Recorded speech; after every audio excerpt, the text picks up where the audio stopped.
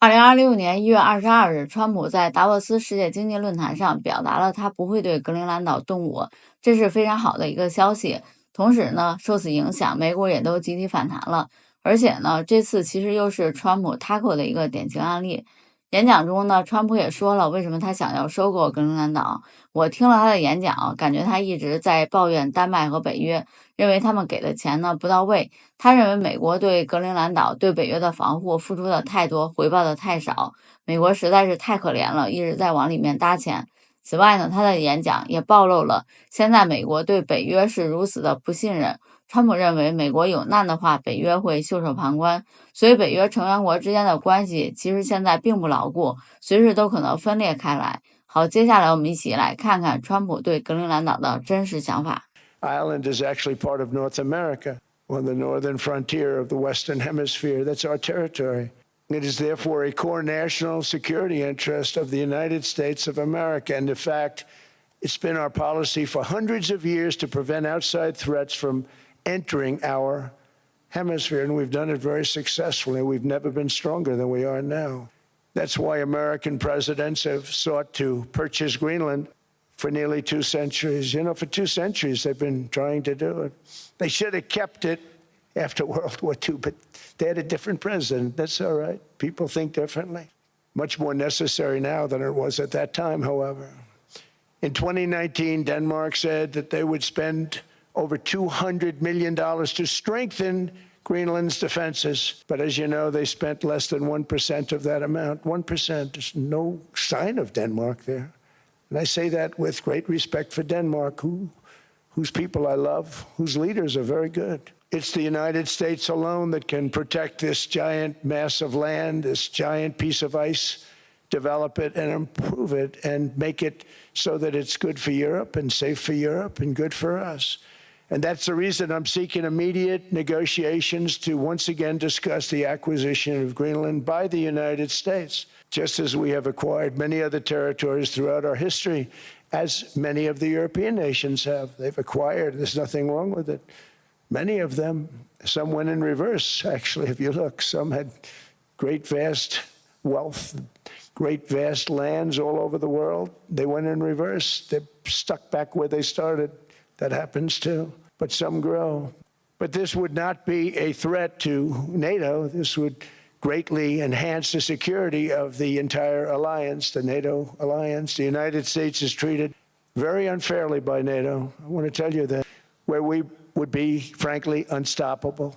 But I won't do that. Okay? Now everyone's saying, oh, good. That's probably the biggest statement I made, because people thought I would use force. I don't have to use force. I don't want to use force. I won't use force. All the United States is asking for is a place called Greenland, where we already had it as a trustee, but respectfully returned it back to Denmark not long ago after we defeated the Germans, the Japanese, the Italians, and others in World War II. We gave it back to them. We were a powerful force then, but we are a much more powerful force now. After I rebuilt the military in my first term and continue to do so today, we have a budget of $1.5 trillion.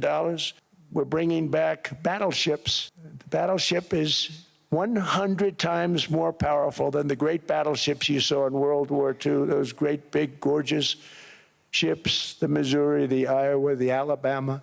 So what we have gotten out of NATO is nothing except to protect Europe from the Soviet Union and now Russia. I mean, we've helped them for so many years. We've never gotten anything, except we pay for NATO.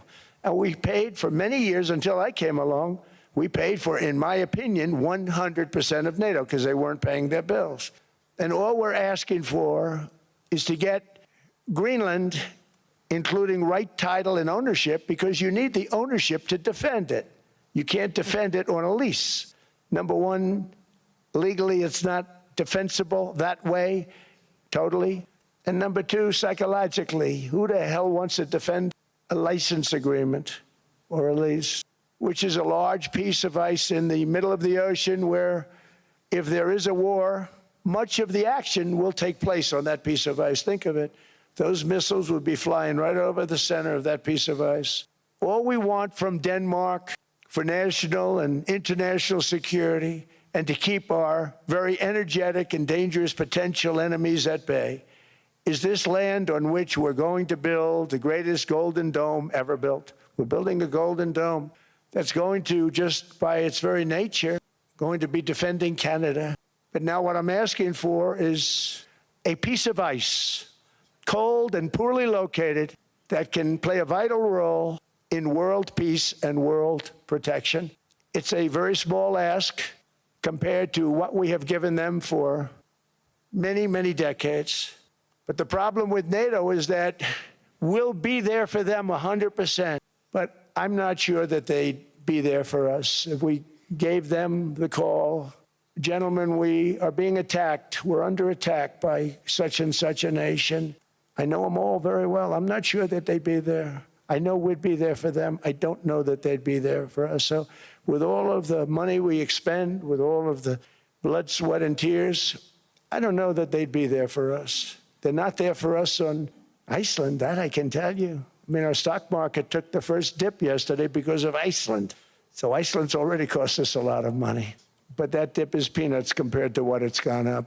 And we have an unbelievable future in that stock. That stock market is going to be doubled. We're going to hit 50,000, and that stock market's going to double in a relatively short period of time because of everything that's happening.